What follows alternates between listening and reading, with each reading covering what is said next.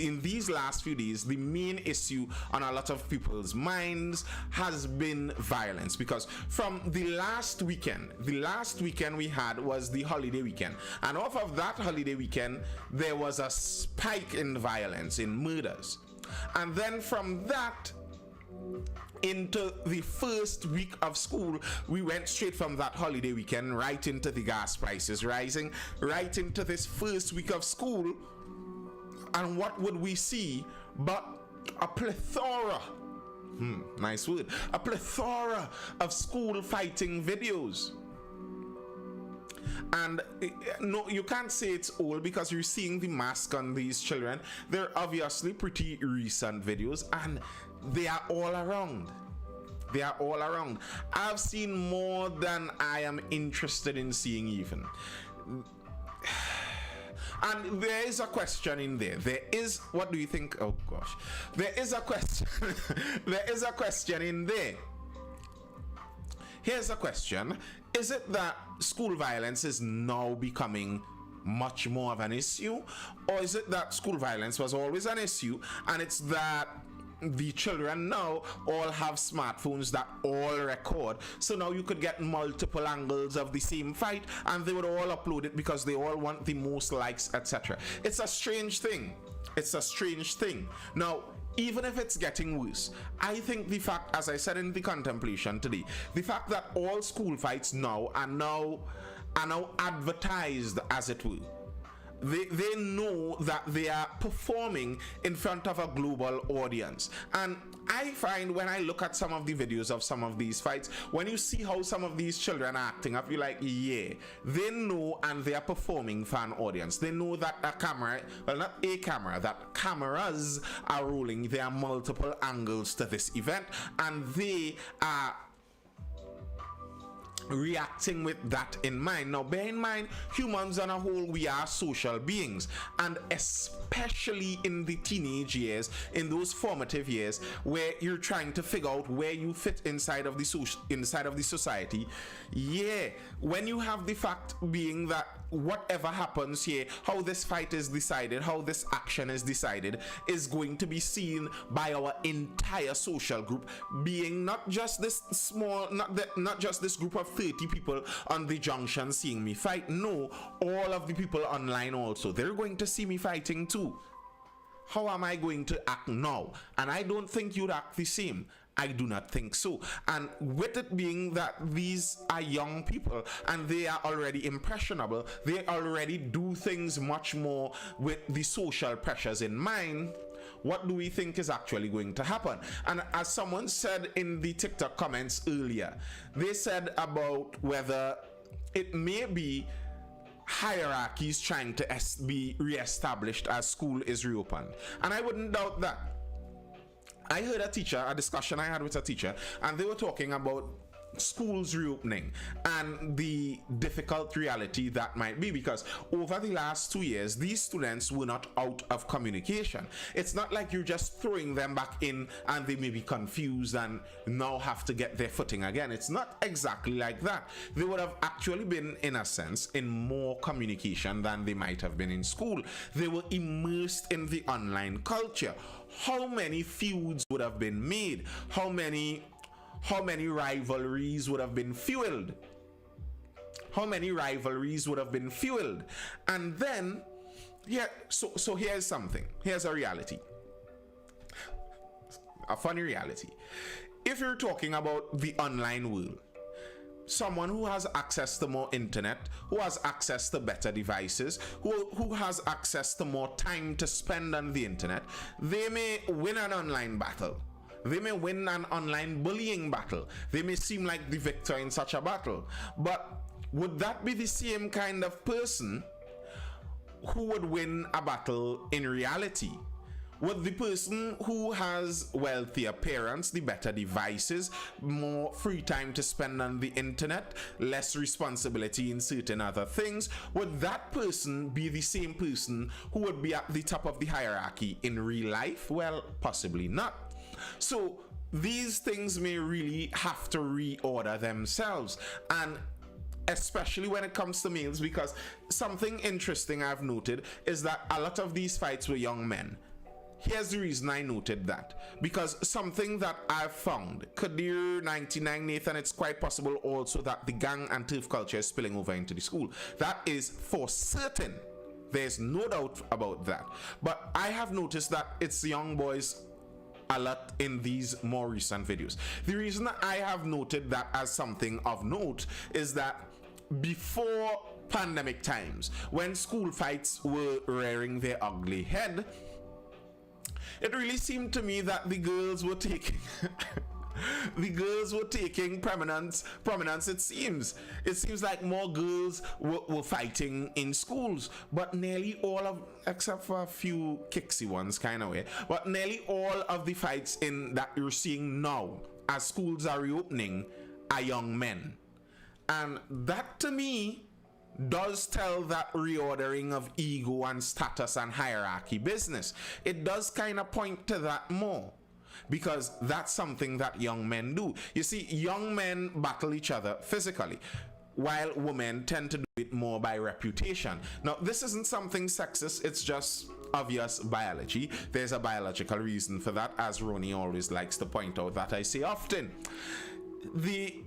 The thing is, men are more physically strong and are more physically aggressive, while women are not. So generally, they battle each other on that reputational level. So I think on the female side, on the girl side, there may be some backlash to note in this heightened social media presence that probably isn't as obvious as the young men and isn't as volatile as the young men, but probably is no less dangerous in the long run. So looking out for what the effect on more young ladies might be in the long run, I think is a good thing to do. But for the young men who are now re-entering the school system, young men do fight more often, and it may be possible that fighting in and of itself in some young men isn't automatically such a horrible thing.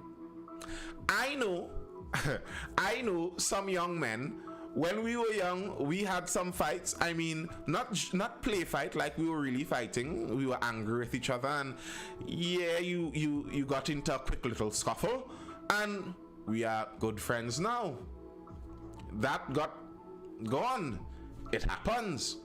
But at the level some of these things are happening now, I am not sure if that would be able to be rectified so easily. So yeah, it's school violence we are going to be talking about. And I thought it interesting to go back in time. Now, there have been articles, there have been studies, there have been commissions, there have been committees on school violence for a very long time in Trinidad and Tobago.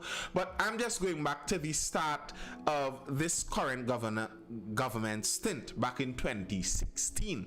And we're going to start with an article from back then. After billions of dollars spent by government over the years grappling with school violence, indiscipline among students is one of the issues on the front burner when the Ministry of Education holds 2 national consultations. Bear in mind, as I said before, let me read the date. This article is from Saturday, February 6th, 2016. 2 national consultations this month, one in Trinidad and on February 15th and the other in Tobago, to discuss a range of school-related issues. There are many issues plaguing schools in T&T: bullying, sexual misconduct, peer pressure, physical violence. The issue of indiscipline and violence has become a runaway horse. Videos of students fighting in classrooms, on the streets, and even with a police officer and MTS security guards have gone viral. 2016 is how long ago? Wow. 6 years. Wow. Just now, I'm just taking a moment on this one. 2016 was 6 years ago. I just have to take a moment. Wow. You don't feel old sometimes? We don't realize that kids aren't as oblivious as we think. They worry about their family struggles. Same situation, really. Yes, it is the same situation, really. I don't think the situation has changed much. Maybe there may have been a spike in it as the schools have just reopened, and the instances we were speaking about the hierarchies have to reorder and people have to reestablish their dominance and all that Nature and National Geographic business. But the fighting and violence and recording and nature of the violence and boldness of the violence has been part and participle of Trinidad schooling culture for quite some time now. 2016. Over a week ago, there were reports of 2 separate incidents at 2 schools in South Trinidad where teenage school girls were assaulted in their classes by their peers. According to the Ministry of Education, 3,300 students were suspended in the period 2009 to 2010, and in 2012, 2,200 students were suspended. Former Education Minister Dr. Tim Gopi Singh said 700 of those students had to have extended suspensions. Yeah, that was 2016. Now we jump forward from 2016 another 3 years, 2019. School violence a plague. A parliamentary committee is querying whether there is a link between violence among school children and teacher punctuality and absenteeism from classrooms. The question is asked in its recent report by the Joint Select Committee on Social Services on Physical and Cyberbullying. The questions are revealed in the minutes of the JSCs, yada, yada, yada, yada. Yeah, 3 years later, they're asking some of the same questions. 2019. JSC member, all right, let's see, stakeholders such as the NPTA and tutor also raised other issues, including grouping of female teachers by male students, which kept the teachers out of classes, the filling of hundreds of vacancies in the country's education sector, and whether students should be allowed to bring cell phones to school. To me, when you're seeing these questions, when you're seeing these committees, when you see the things that are being brought up, it nearly sounds like you could legitimately call our school system, our education system, dysfunctional. How do you mean male students are grouping female teachers and causing them to not come to class? What is that? What country is this? How does such a thing happen? And how is it allowed to happen more than once? Esmond Forbes, who is also Deputy Speaker and Tunapuna MP, said, with regard to evidence and punctuality of the teachers in schools, what role will that play with regard to violence in schools? If it is that we can get some statistics in terms of the attendance and the punctuality as we go along, if again there are no teachers present, it means that the children could have a field day. So is it that the teachers don't show up? Dylan Hate Stuff says, a dysfunctional government institution in this country? Unheard of. I can feel the sarcasm leaking through my screen. But yes, is the problem, as this committee was asking, that teachers are absent or are showing up late? Somehow I don't think so. I don't believe that's the problem. I don't believe the reason that students are being violent and fighting in our country is because the teachers don't show up to work or show up late. It's interesting seeing this Joint Select Committee member, Mr. Esmond Forbes, because I saw an article with him today as the Deputy Speaker, and it's not exactly related, but it is kind of related. And this was in 2019. Now, we're looking at some of these stakeholders, the NPTA tutor. We would look just now and see the NPTA and how that is functioning if the dysfunctionality around our institutions leaks into everything. So, this committee here was having a meeting to ascertain the problems inside of the education system, inside of the education institutions. And one of the main problems was school violence. One Mr. Esmond Forbes, the Deputy Speaker, was a member of that Joint Select Committee. And the name rang a bell because I saw an article with him earlier today. And the article was showed him in action in his position as Deputy Speaker of our Parliament. Put out of Parliament. St. Augustine MP Khadija Amin was instructed to leave the House of Representatives on Friday. Now, how often does such a thing occur? And if, knowing the rules of the Parliament, the highest office holders in our country,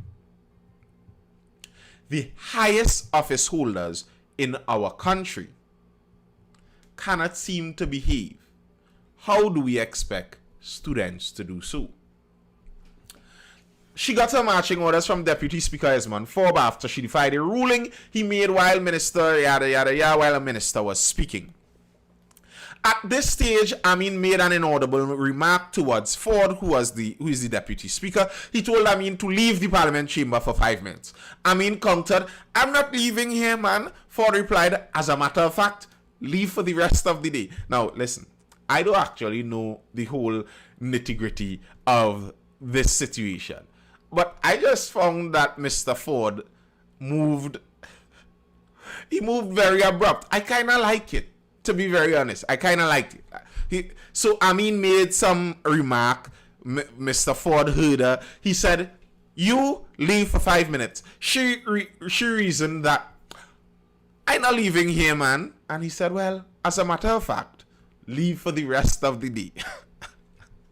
Amin continued to argue as she packed her bag to leave the chamber. Ford told her, "Please leave in silence." He noticed that Charles was leaving as well and told him to leave quietly. The Veritas resumed his contribution after Amin and Charles left. He lamented it is unfortunate. Listen. When you see the actions of these people inside of our Parliament, when you see the behavior that these people carry on with inside of our Parliament, and you see the dysfunction therein, how then, as someone said, the young people are very impressionable. How then do we expect the young people to behave otherwise? You are saying that you want them to behave where they follow certain stipulated rules. But from the very top of our governance structure in Trinidad and Tobago, the highest positions in this country, they don't follow the rules. They have to be put out of Parliament on a regular occasion. They have to be suspended. It's ridiculous.